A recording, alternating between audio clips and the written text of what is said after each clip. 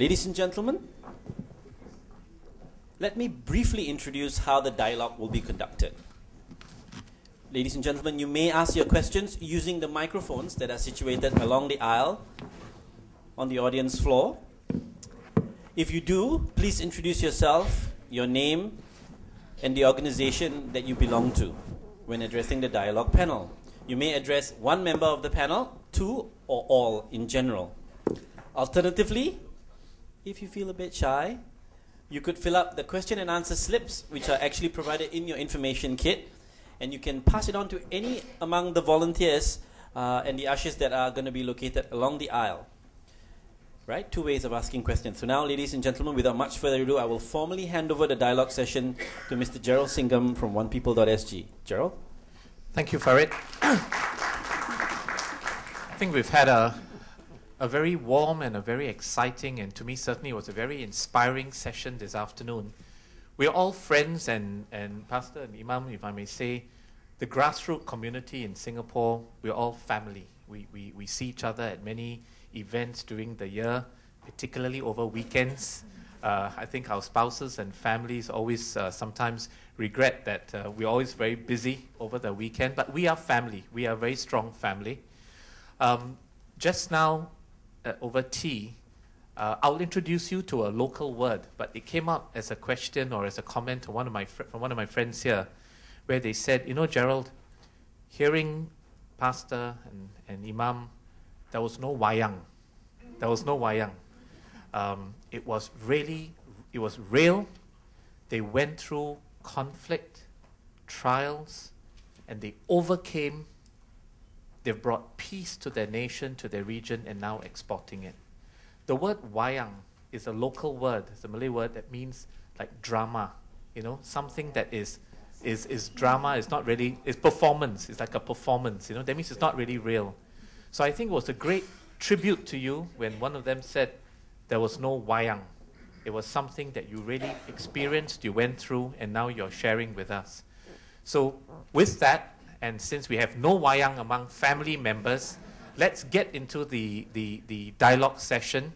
It's a closed-door session, so please feel free to ask your sincere questions. We have two outstanding leaders here who have been through probably and hopefully things that we would never have to go through here in Singapore. So following the exaltation of Pastor earlier, blessed is he or she who asks the first question. First question, please. Please. Thank you very much. Imam Ashafar and Pastor James Wee for your sharing. My name is Guat. I'm involved in interfaith dialogue. I have an MA in Islamic Studies and Christian-Muslim Relations from Hartford Seminary. I'm filled with admiration for how you broke the cycle of violence from being a victim and aggressor to becoming a peacemaker. For both of you, it was a major transformation because you felt that it was something from God that came. How do you help others do that, especially if they refuse to meet with each other in the first place, especially religious leaders? Thank you. Pastor. Thank you for this very important question. How do we help others to pass through the same transformation, especially when there is a challenge on one side agreeing to come? There are various ways. One of them is to go to the person's spirituality, to invoke those values within their spirituality that encourages togetherness and dialoguing. Two, if the person is too strong, you get somebody that knows him, that he or she respects, and go through the person. So know somebody that knows the person, that the person respects, and go through him or her. And the last, of course, which is very strong, is invoking what we call divine intimidation strategy. Divine intimidation strategy. What is his divinity? What is his spirituality? who is his spiritual mentor, how did he live, and then use it to encourage the person to agree to dialoguing.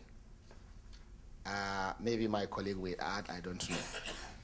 No, yes. I think he has said it all, but I think one of the most important elements is people fail to know that when they live in hate, in unforgiveness, it's as good as taking poison and expect the other person to die. It is they who will never be at peace with themselves. Just think of somebody who have abused you, who have hated you, who have betrayed you or done harm to you.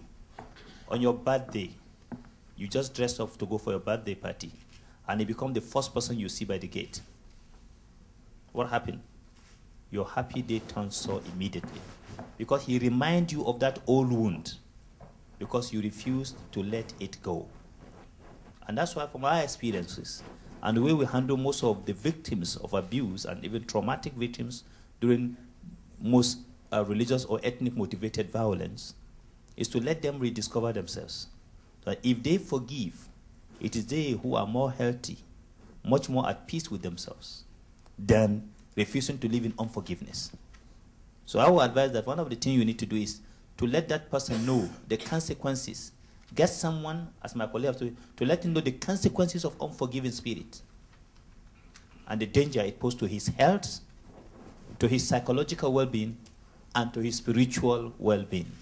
Thank you very much.